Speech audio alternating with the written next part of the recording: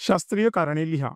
जलविद्युत ऊर्जा, सौर ऊर्जा आणि पवन ऊर्जा यांना नूतनीकरणक्षम ऊर्जा म्हणतात. उत्तर: जलविद्युत ऊर्जा, सौर ऊर्जा आणि पवन ऊर्जा या अनुक्रमे वाहते पाणी, सूर्यप्रकाश आणि वारा यांच्या मदतीने तयार केल्या जातात. हे ऊर्जा स्रोत म्हणजेच जलसाठा, वेगात वाहणारा वारा, सूर्यप्रकाश शाश्वत आहेत, म्हणजेच कधीही न संपणारे आहेत. या उलट कोळसा, नैसर्गिक वायू, खनिज तेल यांचे साठे मर्यादित असून काही वर्षांनी ते संपुष्टात येतील. ते परत मिळवता येणार नाहीत.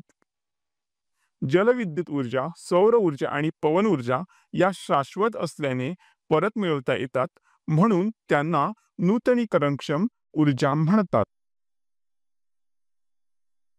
इथे आपला हा व्हिडिओ कंप्लीट झालेला आहे. तुम्ही आपल्या चॅनलला आठवणीने सबस्क्राईब करा, ह्या व्हिडिओला लाईक करा आणि ह्या व्हिडिओला तुमच्या मित्रमैत्रिणींसोबत शेअर करा आणि कमेंटमध्ये लिहा श्री स्वामी समर्थ.